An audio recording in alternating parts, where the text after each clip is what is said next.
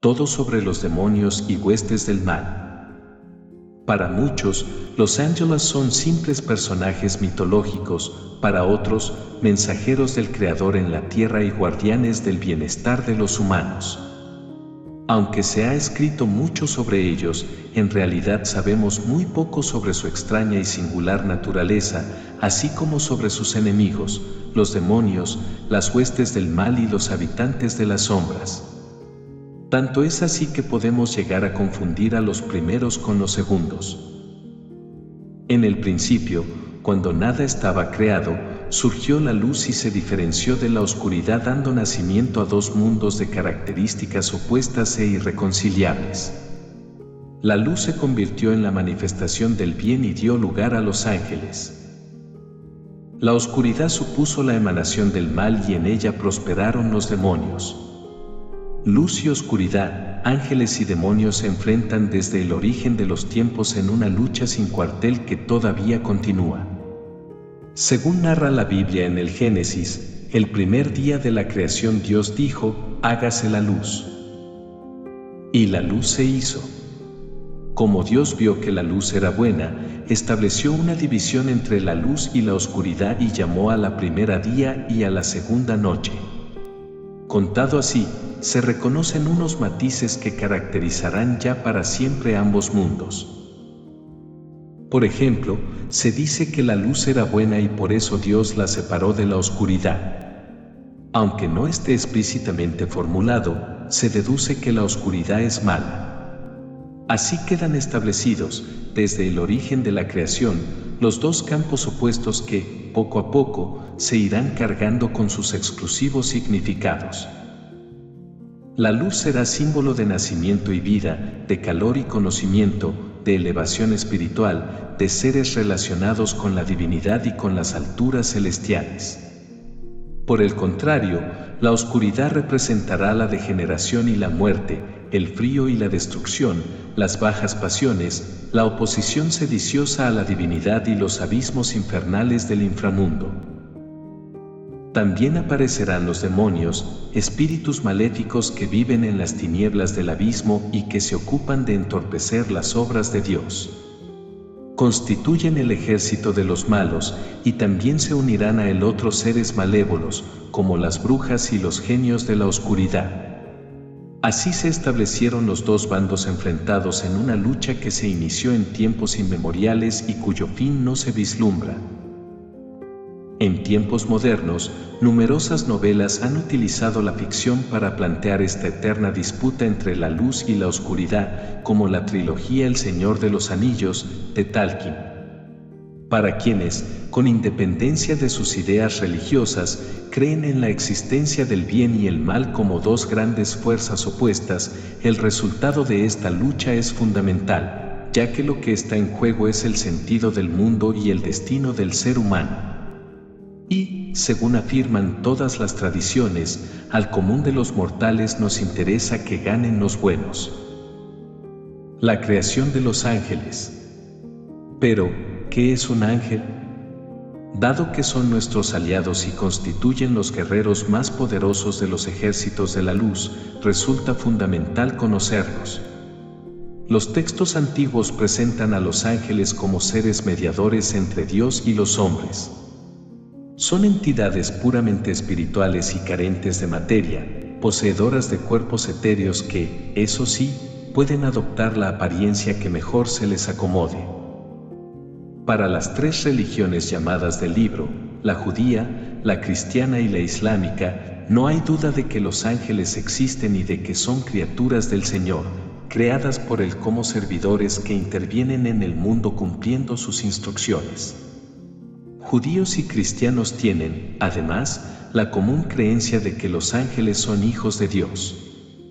Se trata, incuestionablemente, de seres de la luz, soldados que forman los ejércitos del bien. Su vínculo con el Creador se refuerza por el significado de su nombre, ya que, según el angeólogo Malcolm Godwin, la palabra ángel procede del hebreo malak, término que antiguamente se interpretaba como la cara oculta de Dios. Con posterioridad, pasó a significar mensajero. Los ángeles aparecen con profusión en los textos de la Biblia cumpliendo infinidad de tareas como ayudantes de Dios. Por ejemplo, en Génesis 28:12 Jacob sueña con una escalera que une el cielo y la tierra por la que suben y bajan los ángeles conectando el arriba con el abajo. En Mateo 2:13, un ángel del Señor se aparece en sueños a José para indicarle que coja a María y al niño y huya con ellos a Egipto para escapar de la persecución de Herodes. Sin embargo, no existe en la Biblia una sola línea que explique cómo y cuándo fueron creados los ángeles. Para sacar alguna conclusión hay que remitirse al Talmud judío y a las interpretaciones rabínicas de la Misná, además de adentrarse en las escrituras no canónicas, como el libro de Enoch y los textos de la Cábala, como el Zohar y el Sefer Yetzirah o libro de la Formación. Aún así, las conclusiones a las que se llega sobre este importante asunto son confusas. Para unos, los ángeles aparecieron el cuarto día formando parte de las luminarias del cielo creadas por Dios en esa jornada. Otros estudiosos creen, sin embargo, que fue durante el segundo día cuando Dios creó el cielo separado de las aguas y que en esa morada celeste colocó a los ángeles. También hay quien defiende que los ángeles fueron creados el quinto día junto con las criaturas volátiles que pueblan el aire.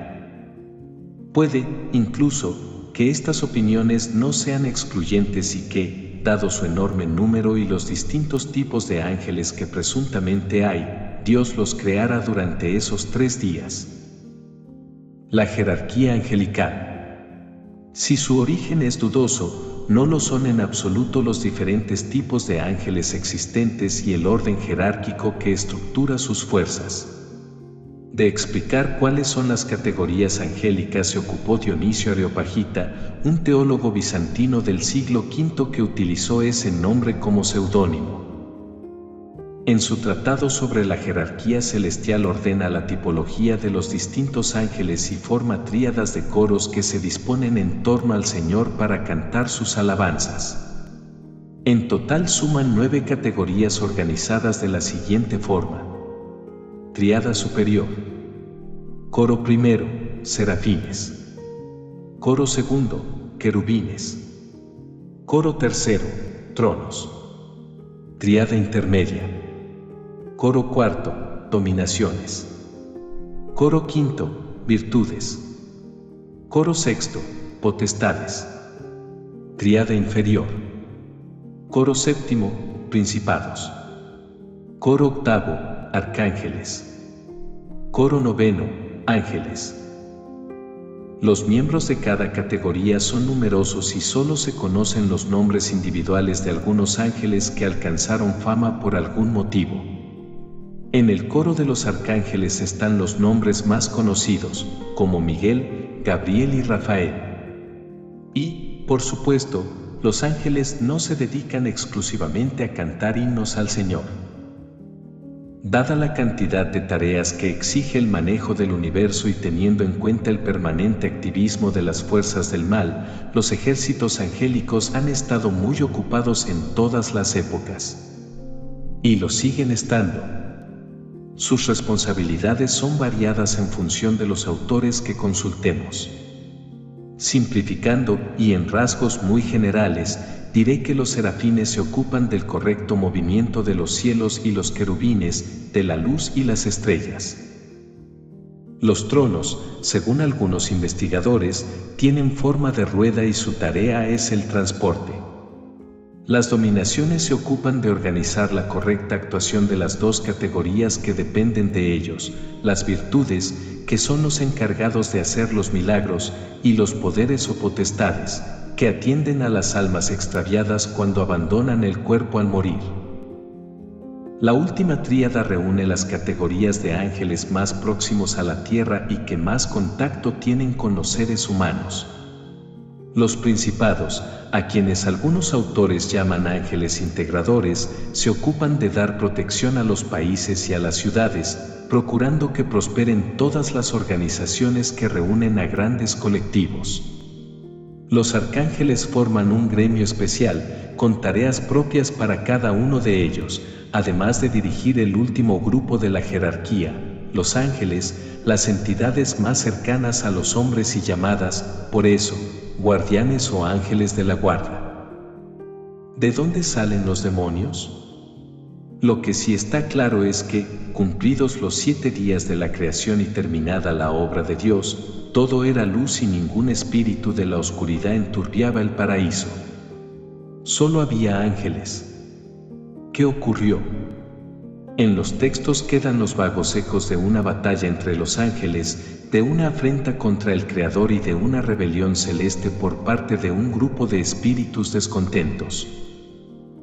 En Génesis 6, 1, 2 se lee: cuando los hombres empezaron a multiplicarse en la tierra y les nacieron hijas, los hijos de Dios vieron que las hijas de los hombres estaban bien y tomaron para sí las que más les gustaban. Los hijos de Dios, es decir, los ángeles, tomaron para sí a las hijas de los hombres, haciéndolas sus esposas. Y a Yahvé eso no le gustó nada, ya que decidió de inmediato reducir la duración de la vida humana a 120 años, además de provocar el diluvio universal para que las aguas terminaran con aquella abominación de la carne. Importante castigo. A la violencia de las aguas solo sobrevivió Noé con su familia. Y, en cuanto a la longevidad, hay que tener en cuenta que en la etapa previa al diluvio los humanos superaban los 900 años de edad. Matusalén, por ejemplo, cumplió 969. Hay que ir al libro de Enoc, conocido también como libro de los guardianes, para saber los detalles de esta rebelión, organizada precisamente por los vigilantes o ángeles guardianes. Ocurrió en tiempos de Jared, cuando ya habían pasado 7 generaciones desde Adán y Eva.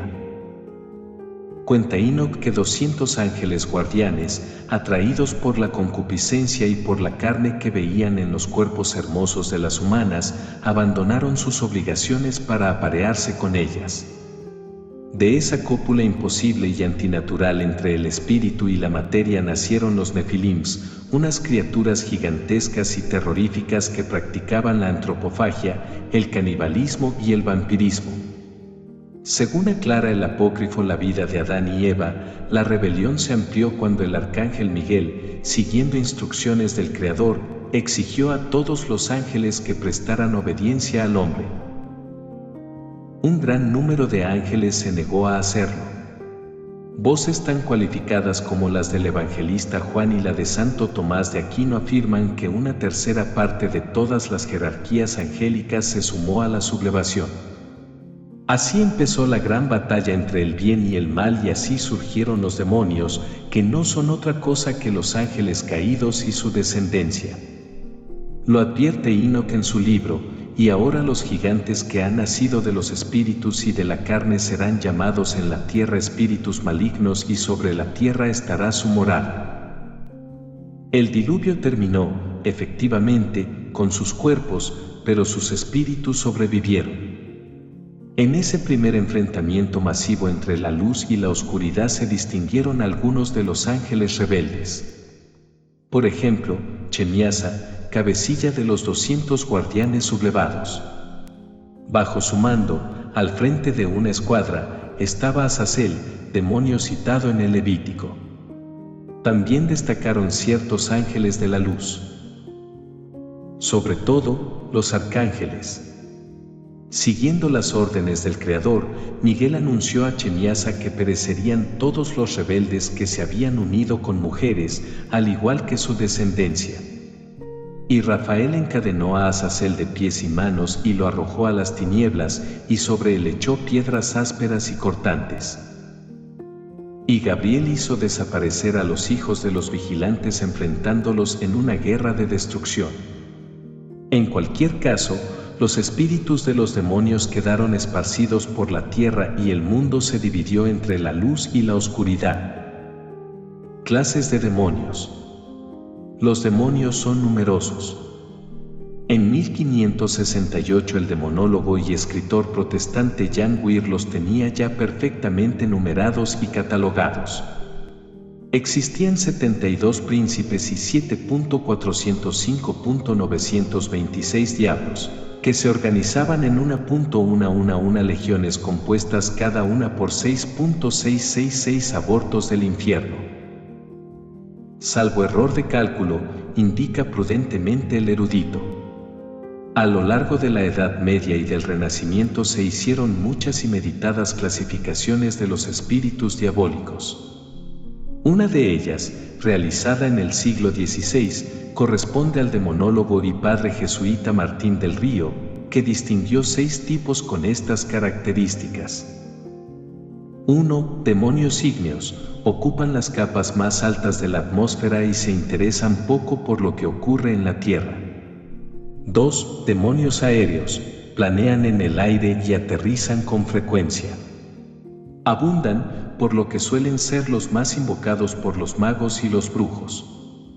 Son de talante colérico y les encanta provocar terribles tormentas sin el anuncio previo de nubes.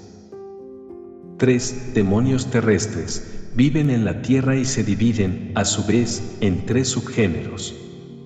Demonios de los bosques, atormentan a los cazadores y, si son íncubos, violan a las doncellas que se internan entre los árboles.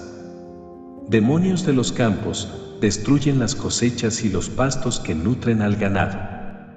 Demonios urbanos, se instalan en las ciudades y salen casi siempre por la noche para tentar a los humanos.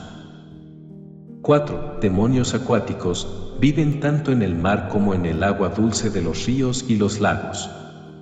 Son numerosos en la Costa de la Muerte de Galicia, España, y en los litorales de Irlanda, Escocia y Bretaña. Cuando se hacen visibles suelen tomar la apariencia de mujeres hermosas, como ninfas, náyades y sirenas. 5. Demonios subterráneos, infestan el interior de la tierra y agreden a quien excava o transita por galerías subterráneas, como los mineros. Manejan a su antojo las fuerzas telúricas de los volcanes y las aguas subterráneas. 6. Demonios lucífugos, es el último género y resulta el más tenebroso. Pertenecen hasta tal punto al mundo de la oscuridad que mueren si les da la luz, de forma que son necesariamente fotofóbicos. De hábitos nocturnos, cuando sale el sol se ocultan en sótanos y lugares cerrados donde la luz no puede entrar. Están emparentados, obviamente, con los vampiros, más allá, 169, 205, 218 y 221. Es prácticamente imposible que el ojo humano los capte, pero los búhos, las lechuzas y los gatos los ven con facilidad.